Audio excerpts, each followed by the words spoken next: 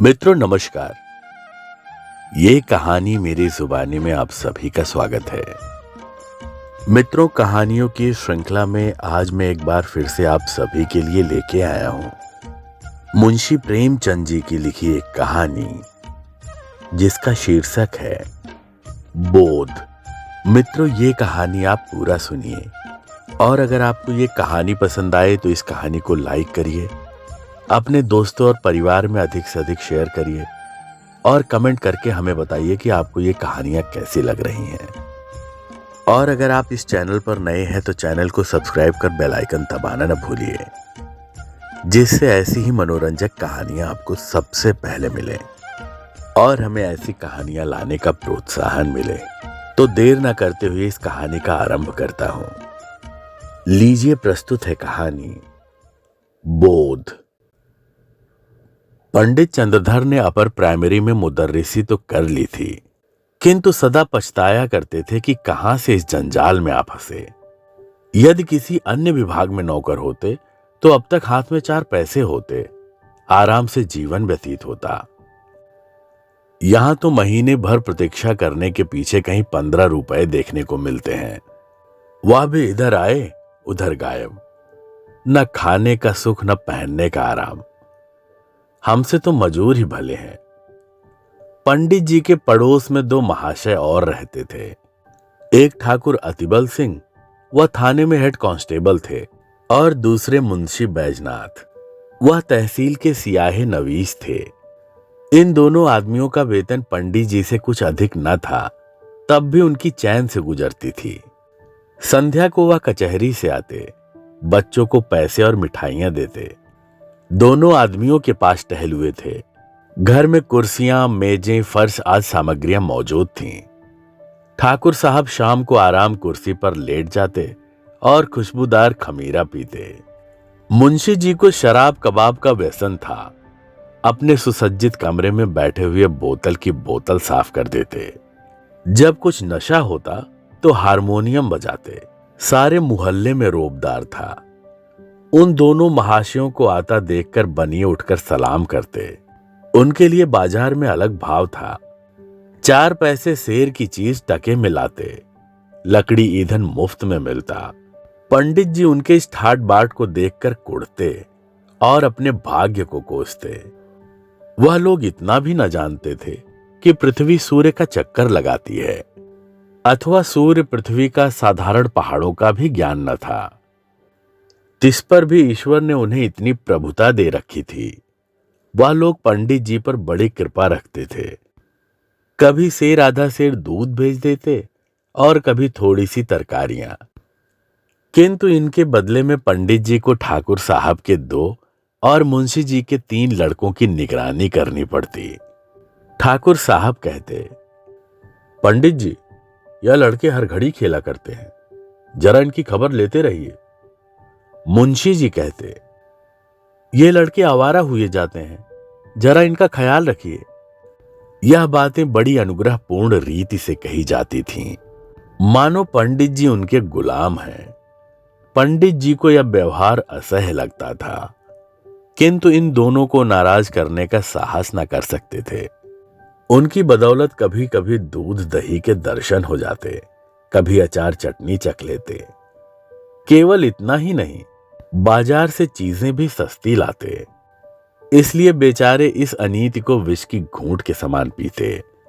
इस दुर्वस्था से निकलने के लिए उन्होंने बड़े बड़े यत्न किए थे। प्रार्थना पत्र लिखे, अफसरों की खुशामदें की, पर आशा न पूरी हुई। अंत में हार कर बैठ गए। हां, इतना था कि अपने काम में त्रुटि ना होने देते। ठीक समय पर जाते, देर करके आते, मन लगाकर पढ़ाते। इससे उनके अफसर लोग खुश थे। साल में कुछ इनाम देते और वेतन वृद्धि का जब कभी अवसर आता उनका विशेष ध्यान रखते। परंतु इस विभाग की वेतन वृद्धि ऊसर की खेती है, बड़े भाग्य से हाथ लगती है। बस्ती के लोग उनसे संतुष्ट थे। लड़कों की संख्या बढ़ गई थी और पाठशाला के लड़के तो उन पर जान देते थे। कोई उनके घर आकर पानी भर देता, कोई उनकी बकरी के लिए पत्ती तोड़ लाता। पंडित जी इसी को बहुत समझते थे। एक बार सावन के महीने में मुंशी बैजनाथ और ठाकुर अतिबल सिंह ने श्री अयोध्या जी की यात्रा की सलाह की। दूर की यात्रा थी। हफ्तों पहले से तैयारियां होने लगीं। बरसात के दिन सपरिवार जाने में अड़चन थी, किंतु स्त्रियां किसी भांति न मानती थीं। अंत में विवश होकर दोनों महाशयों ने एक एक सप्ताह की छुट्टी ली और अयोध्या जी चले। पंडित जी को भी साथ चलने के लिए बाध्य किया। मेले ठेले में एक फालतू आदमी से बड़े काम निकलते हैं। पंडित जी असमंजस में पड़े, परंतु जब उन लोगों ने उनका व्यय देना स्वीकार किया तो इनकार न कर सके और अयोध्या जी की यात्रा का ऐसा सुअवसर पाकर न रुक सके। बिल्लौर से 1 बजे रात को गाड़ी छूटती थी। वह लोग खा पीकर स्टेशन पर आ बैठे। जिस समय गाड़ी आई, चारों ओर भगदड़ सी पड़ गई। हजारों यात्री जा रहे थे। उस उतावली में मुंशी जी पहले निकल गए। पंडित जी और ठाकुर साहब साथ थे, एक कमरे में बैठे। इस आफत में कौन किसका रास्ता देखता है। गाड़ियों में जगह की बड़ी कमी थी, परंतु जिस कमरे में ठाकुर साहब थे उनमें केवल 4 मनुष्य थे। वह सब लेटे हुए थे। ठाकुर साहब चाहते थे कि वह उठ जाएं तो जगह निकल आए। उन्होंने एक मनुष्य से डांट कर कहा, उठकर बैठो जी, देखते नहीं हम लोग खड़े हैं। मुसाफिर लेटे लेटे बोला, क्यों उठ बैठे जी, कुछ तुम्हारे बैठने का ठेका लिया है? ठाकुर, क्या हमने किराया नहीं दिया है? मुसाफिर, जिसे किराया दिया हो उसे जाकर मांगो। ठाकुर, जरा होश में बातें करो, इस डब्बे में 10 यात्रियों की आज्ञा है। मुसाफिर, यह थाना नहीं है, जरा जबान संभाल कर बातें कीजिए। ठाकुर, तुम कौन हो जी? मुसाफिर, हम वही हैं जिस पर आपने खुफिया फरोशी का अपराध लगाया था, जिसके द्वार से आप नगद 25 रुपए लेकर टले थे। ठाकुर, ओ, अब पहचाना, परंतु मैंने तो तुम्हारे साथ रियायत की थी, चालान कर देता तो तुम सजा पा जाते। मुसाफिर, और मैंने भी तुम्हारे साथ रियायत की, गाड़ी में खड़ा रहने दिया, ढकेल देता तो तुम नीचे चले जाते और तुम्हारी हड्डी पसली का पता न चलता। इतने में दूसरा लेटा हुआ यात्री जोर से ठट्ठा मार कर हंसा और बोला, क्यों दरोगा साहब, मुझे क्यों नहीं उठाते? ठाकुर साहब क्रोध से लाल हो रहे थे। सोचते थे अगर थाने में होता तो इसकी जबान खींच लेता, पर इस समय बुरे फंसे थे। वह बलवान मनुष्य थे, पर यह दोनों मनुष्य भी हट्टे कट्टे पड़ते थे। ठाकुर, संदूक नीचे रख दो, बस जगह हो जाए। दूसरा मुसाफिर बोला, और आप ही क्यों ना नीचे बैठ जाएं? इसमें कौन सी हेठी हुई जाती है? यह थाना थोड़े ही है कि आपके रोब में फर्क पड़ जाएगा। ठाकुर साहब ने उसकी ओर भी ध्यान से देखकर पूछा, क्या तुम्हें भी मुझसे कोई बैर है? जी हां, मैं तो आपके खून का प्यासा हूं। मैंने तुम्हारा क्या बिगाड़ा है? तुम्हारी तो सूरत भी नहीं देखी। दूसरा मुसाफिर, आपने सूरत नहीं देखी होगी, पर आपकी मैंने देखी है। इसी कल के मेले में आपने मुझे कई डंडे लगाए। मैं चुपचाप तमाशा देखता था, पर आपने आकर मेरा कचूमर निकाल लिया। मैं चुपचाप रह गया, पर घाव दिल पर लगा हुआ है, आज उसकी दवा मिलेगी। यह कहकर उसने और भी पांव फैला दिए और क्रोधपूर्ण नेत्रों से देखने लगा। पंडित जी अब तक चुपचाप खड़े थे, डरते थे कि कहीं मारपीट न हो जाए। अवसर पाकर ठाकुर साहब को समझाया। ज्यों ही तीसरा स्टेशन आया, ठाकुर साहब ने बाल बच्चों को वहां से निकालकर दूसरे कमरे में बैठाया। इन दोनों दुष्टों ने उनका असबाब उठा उठाकर जमीन पर फेंक दिया। जब ठाकुर साहब गाड़ी से उतरने लगे तो उन्होंने उनको ऐसा धक्का दिया कि बेचारे प्लेटफॉर्म पर गिर पड़े। गार्ड से कहने दौड़े थे कि इंजन ने सीटी दी, जाकर गाड़ी में बैठ गए। उधर मुंशी बैजनाथ की और भी बुरी दशा थी। सारी रात जागते गुजरी, जरा पैर फैलाने की जगह न थी। आज उन्होंने जेब में बोतल भरकर रख ली थी। प्रत्येक स्टेशन पर कोयला पानी ले लेते थे। फल यह हुआ कि पाचन क्रिया में विघ्न पड़ गया। एक बार उल्टी हुई और पेट में मरोड़ होने लगी। बेचारे बड़ी मुश्किल में पड़े। चाहते थे किसी भांति लेट जाएं, पर वहां पैर हिलाने को भी जगह न थी। लखनऊ तक तो उन्होंने किसी प्रकार जब्त किया। आगे चलकर विवश हो गए। एक स्टेशन पर उतर पड़े। खड़े न हो सकते थे, प्लेटफॉर्म पर लेट गए। पत्नी भी घबराई, बच्चों को लेकर उतर पड़ी। असबाब उतारा पर जल्दी में ट्रंक उतारना भूल गई। गाड़ी चल दी। दरोगा जी ने अपने मित्र को इस दशा में देखा तो वह भी उतर पड़े। समझ गए कि हजरत आज ज्यादा चढ़ा गए। देखा तो मुंशी जी की दशा बिगड़ गई थी। ज्वर, पेट में दर्द, नसों में तनाव, कै और दस्त। बड़ा खटका हुआ। स्टेशन मास्टर ने यह दशा देखी तो समझा हैजा हो गया है। हुक्म दिया कि रोगी को अभी बाहर ले जाओ। विवश होकर मुंशी जी को लोग एक पेड़ के नीचे उठा लाए। उनकी पत्नी रोने लगी। हकीम डॉक्टर की तलाश हुई। पता लगा कि डिस्ट्रिक्ट बोर्ड की तरफ से वहां एक छोटा सा अस्पताल है। लोगों के जान में जान आई। किसी से यह भी मालूम हुआ कि डॉक्टर साहब बिल्लौर के रहने वाले हैं। ढांढस बंधा। दरोगा जी अस्पताल दौड़े। डॉक्टर साहब से सारा समाचार कह सुनाया और कहा आप चलकर जरा उन्हें देख तो लीजिए। डॉक्टर का नाम था चोखेलाल। कंपाउंडर थे। लोग आदर से डॉक्टर कहा करते थे। सब वृतांत सुनकर रुखाई से बोले, सवेरे के समय मुझे बाहर जाने की आज्ञा नहीं है। दरोगा, तो क्या मुंशी जी को यहीं लाएं? चोखेलाल, हाँ आपका जी चाहे लाइए। दरोगा जी ने दौड़ धूप कर एक डोली का प्रबंध किया। मुंशी जी को लादकर अस्पताल लाए। ज्यों ही बरामदे में पैर रखा, चोखेलाल ने डांट कर कहा, हैजे के रोगी को ऊपर लाने की आज्ञा नहीं है। बैजनाथ अचेत तो थे नहीं। आवाज सुनी और पहचाना। धीरे से बोले, अरे यह तो बिल्लौर के ही है। भला सा नाम है, तहसील में आया जाया करते हैं। क्यों महाशय, मुझे पहचानते हैं? चोखेलाल, जी हां खूब पहचानता हूं। बैजनाथ, पहचान कर भी इतनी निठुरता?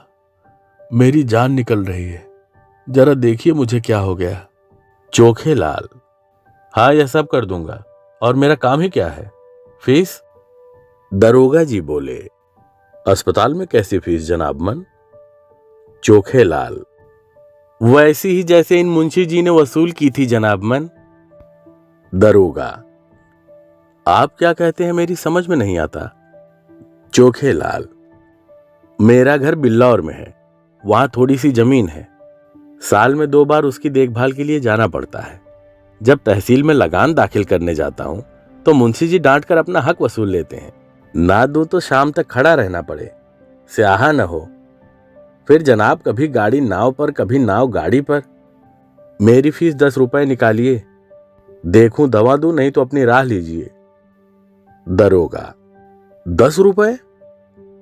चोखेलाल, जी हां 10 रुपए, और यहां ठहरना चाहें तो 10 रुपए रोज।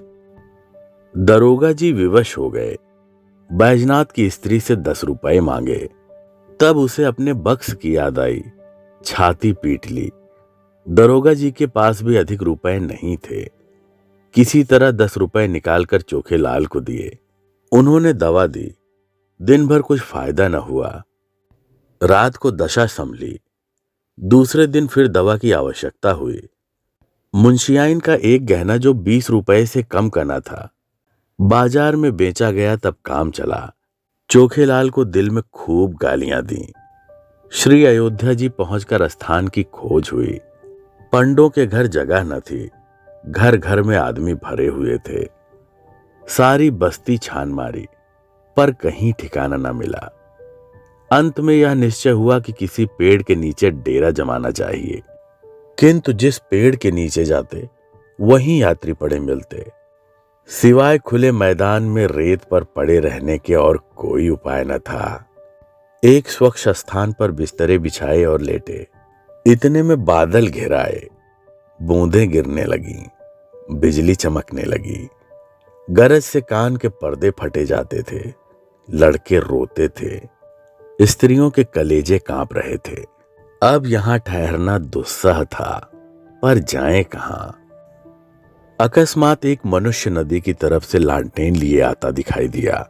वह निकट पहुंचा तो पंडित जी ने उसे देखा। आकृति कुछ पहचानी हुई मालूम हुई, किंतु यह विचार न आया कि कहां देखा है। पास जाकर बोले, क्यों भाई साहब, यहां यात्रियों के रहने की जगह ना मिलेगी? वह मनुष्य रुक गया, पंडित जी की ओर ध्यान से देखकर बोला, आप पंडित चंद्रधर तो नहीं हैं? पंडित जी प्रसन्न होकर बोले, जी हां, आप मुझे कैसे जानते हैं? उस मनुष्य ने सादर पंडित जी के चरण छुए और बोला, मैं आपका पुराना शिष्य हूं। मेरा नाम कृपा शंकर है। मेरे पिता बहुत दिनों बिल्हौर में डाक मुंशी रहे थे। उन्हीं दिनों मैं आपकी सेवा में पढ़ता था।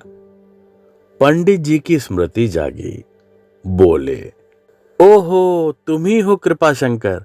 तब तो तुम दुबले पतले लड़के थे, कोई 8-9 साल हुए होंगे। कृपा शंकर, जी हां, 9वां साल है। मैंने वहां से आके एंट्रेंस पास किया। अब यहां म्युनिसिपैलिटी में नौकर हूं। कहिए आप अच्छी तरह रहे? सौभाग्य था कि आपके दर्शन हो गए। पंडित जी, मुझे भी तुमसे मिलकर बड़ा आनंद हुआ। तुम्हारे पिता अब कहां हैं? कृपा शंकर, उनका तो देहांत हो गया। माता जी हैं। आप यहां कब आए? पंडित जी, आज ही आया हूं। पंडों के घर जगह न मिली, विवश होकर यहीं रात काटने की ठहरी। कृपा शंकर, बाल बच्चे भी साथ हैं? पंडित जी, नहीं, मैं तो अकेला ही आया हूं, पर मेरे साथ दरोगा जी और सियाही नवील साहब हैं। उनके बाल बच्चे भी साथ हैं। कृपा शंकर, कुल कितने मनुष्य होंगे? पंडित जी, हैं तो 10, किंतु थोड़ी सी जगह में निर्वाह कर लेंगे। कृपा शंकर, नहीं साहब, बहुत सी जगह लीजिए। मेरा बड़ा मकान खाली पड़ा है। चलिए आराम से 1-2-3 दिन रहिए। मेरा परम सौभाग्य है कि आपकी कुछ सेवा करने का अवसर मिला। कृपा शंकर ने कुली बुलाए, असबाब उठवाया और सबको अपने मकान पर ले गया। साफ सुथरा घर था। नौकर ने चटपट चारपाइयां बिछा दी। घर में पूरियां पकने लगीं। कृपा शंकर हाथ बांधे सेवक की भांति दौड़ता था। हृदय उल्लास से उसका मुख कमल चमक रहा था। उसकी विनय और नम्रता ने सबको मुग्ध कर लिया और सब लोग तो खा पीकर सो गए, किंतु पंडित चंद्रधर को नींद नहीं आई। उनकी विचार शक्ति इस यात्रा की घटनाओं का उल्लेख कर रही थी। रेलगाड़ी की रगड़ झगड़ और चिकित्सालय की नोच खसोट के सम्मुख कृपा शंकर की सहृदयता और शालीनता प्रकाशमय दिखाई देती थी। पंडित जी ने आज शिक्षक का गौरव समझा। उन्हें आज इस पद की महानता ज्ञात हुई। यह लोग 3 दिन अयोध्या रहे। किसी बात का कष्ट ना हुआ। कृपा शंकर ने उनके साथ धाम का दर्शन कराया। तीसरे दिन जब लोग चलने लगे तो वह स्टेशन तक पहुंचाने आया। जब गाड़ी ने सीटी दी तो उसने सजल नेत्रों से पंडित जी के चरण छुए और बोला, कभी कभी इस सेवक को याद करते रहिएगा। पंडित जी घर पहुंचे तो उनके स्वभाव में बड़ा परिवर्तन हो गया था। उन्होंने फिर किसी दूसरे विभाग में जाने की चेष्टा नहीं की।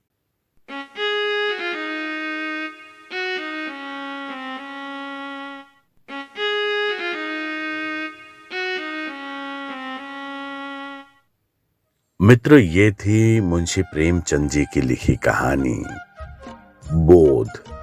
मित्रों, आपको ये कहानी कैसी लगी हमें कमेंट करके जरूर बताएं। अगर आपको ये कहानी अच्छी लगी है तो इसको लाइक करें, अधिक से अधिक अपने दोस्तों और परिवार में शेयर करें, और अगर आप इस चैनल पर नए हैं तो चैनल को सब्सक्राइब कर बेल आइकन दबाना न भूलिए, जिससे ऐसी ही मनोरंजक कहानियां आपको सबसे पहले मिलें और हमें ऐसी कहानियां लाने का प्रोत्साहन मिले। फिर मिलते हैं किसी और नई कहानी के साथ। धन्यवाद।